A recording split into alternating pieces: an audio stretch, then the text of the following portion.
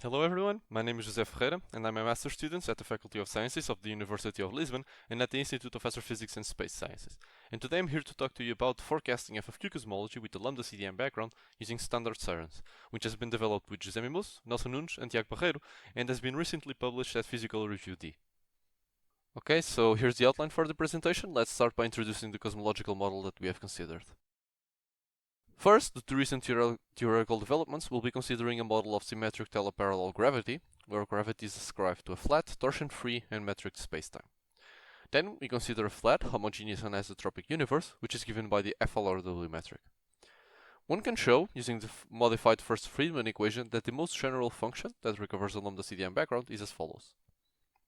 Knowing that f of q equals to q, we obtain the symmetric teleparallel equivalent of general relativity, that is a metric theory, which is equivalent to GR. We can see that this model is quite simple, as it only has one additional free parameter, m, which falls back to GR if set to 0.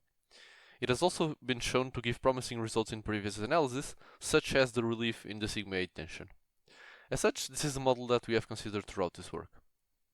Additionally, we consider a universe which is composed of ordinary and dark matter, as well as dark energy, an galactic radiation, which is fine considering that we're studying standard sirens, and using conservation laws we can express dark energy as a function of ordinary and dark matter, which results in the following Hubble function, which is the same as for lambda CDM as intended. Now if the background is the same, what changes?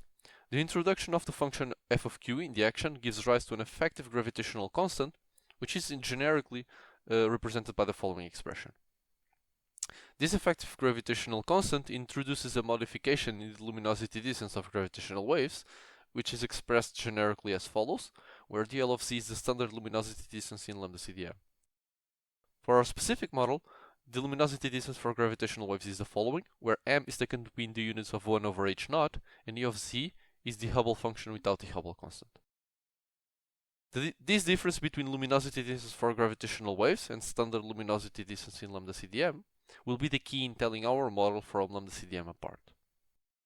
So now that we know the consequences for our model, let's introduce the datasets we'll be using, which are standard sirens and type 1a supernova. Since there's only been one standard siren event so far, we must create standard siren mock catalogs. Here I will outline the procedure we employ to generate such catalogs.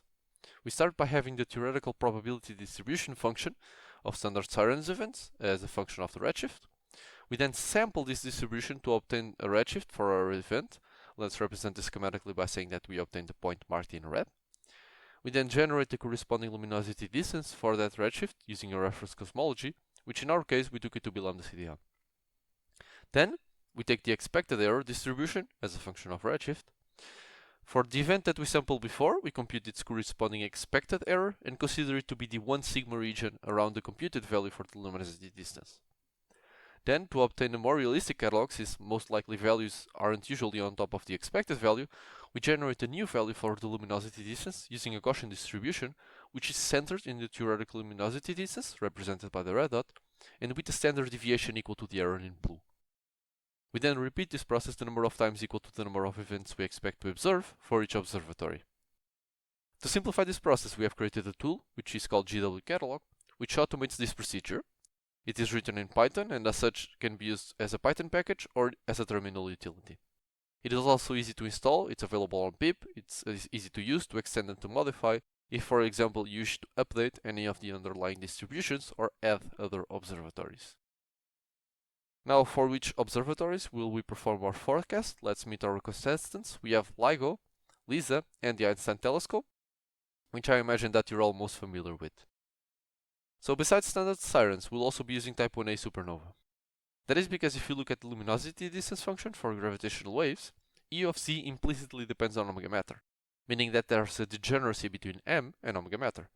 To avoid problems in our sampler, we'll be using type 1a supernova from the Pantheon sample to fix the value of omega matter. Okay, so now that we have our model and our datasets, let me briefly discuss how we're joining the two together. Because we're talking about catalogs and probability distribution functions, we must provide statistical confidence in our results. To do so, we generated 15 different catalogs for LISA, each with 15 events, and picked the best, median, and worst catalogs. For us to say what the best, median, and worst catalog is, we rated them based on how small the 1 sigma region for our parameter m was.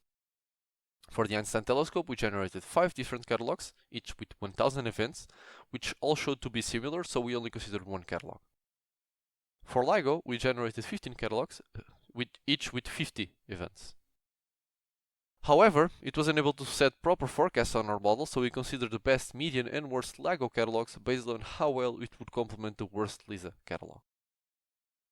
Okay, very briefly, we use a Gaussian likelihood for the luminosity distance of gravitational waves, whereas for type 1a supernova we have performed some marginalizations such that it only fixes the value of omega matter. And for our sampler we have used STAN, which is a sampler written in C++ that can be used in several programming languages or directly in the terminal, which implements the no U-turn sampler, a variant of the Hamiltonian Monte Carlo method, of which we have used the following parameters for each run. Now let's take a look at the results that we have obtained in our work. First, the forecast set by LISA. We can see the 3 representative catalogs on the left and the corresponding forecasts on the right, where the dashed lines represent the theoretical values used to generate these catalogs, that is, lambda CDM. As you can see that there's quite a big difference between the worst catalog, which is in orange, and the median catalog, which is in bluish. By contrast, the median and best catalog, which is in pink, are very similar to each other. If you analyze this in due time, you can actually see a pattern. The best LISA catalog is the one which features more low redshift observations, while the worst LISA catalog is mostly made up of high redshift observations. And the median catalog is somewhere in between. This makes us believe that there's an optimal region to constrain this model, which is located at low redshifts. It is also important to note that out of the 15 different catalogs that we have generated, only 3 showed forecasts as bad as the worst LISA catalog, so we expect that such a scenario shouldn't be very likely.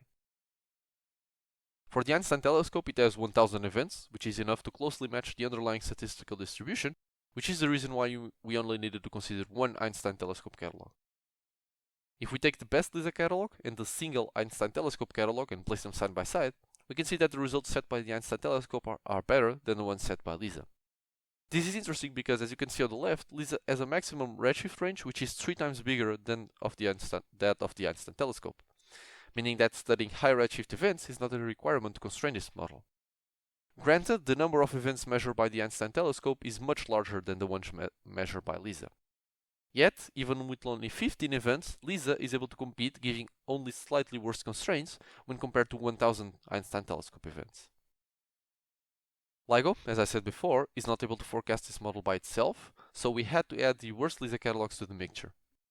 Here we can see the impact of the worst, median, and best LIGO catalogs have on the worst LISA catalog. We can see that there's quite a bit of improvement. This means that if in the future we are unlucky enough to obtain a bad LISA catalog, we can rely on data from LIGO to improve those results and approximate its constraining power to the one set by a median LISA catalog. To understand why LIGO isn't able to provide the constraints by itself, we have zoomed in the low redshift regime and compared the best LISA catalog with the best LIGO catalog, as well as the single Einstein telescope catalog. You can see on the left that the error bars from LIGO, which is in blue, are massive when compared to the Einstein telescope, which is in pink, where the error bars are just barely visible, or in LISA, which is in orange, where the error bars aren't visible at all at this scale. This is the reason why LIGO alone isn't able to forecast our model. The significantly small error bars that LISA has at this redshift can explain why 15 LISA events can actually provide similar constraints when compared to 1000 Einstein telescope events, assuming that we are lucky enough that they land on the right place, of course. Hence, the major differences between the LISA catalogs we have generated. When we add each of the LISA catalogs with the single Einstein telescope catalog, we can see that only for the best LISA catalog there are visible yet small improvements. Unsurprisingly, when one adds LIGO and the Einstein telescope together, there is essentially no improvement at all. Okay, so let's wrap up this presentation with a few closing thoughts. So, the Einstein telescope showed to perform slightly better than LISA. LISA showed to perform better than LIGO. LIGO alone would not be able to constrain this model due to its high error bars. We obtained different catalogs for LISA and LIGO, but not for the Einstein telescope. This is due to the number difference between events. And if we obtain a bad LISA catalog, we can use LIGO as a complement and obtain better constraints. We also show that low redshift events are ideal for LISA to constrain this model. I should reinforce that the machinery that we have developed here is also flexible enough to forecast different cosmological models, something which we are developing at the moment. Okay, so thank you for listening, and I hope you enjoyed the presentation.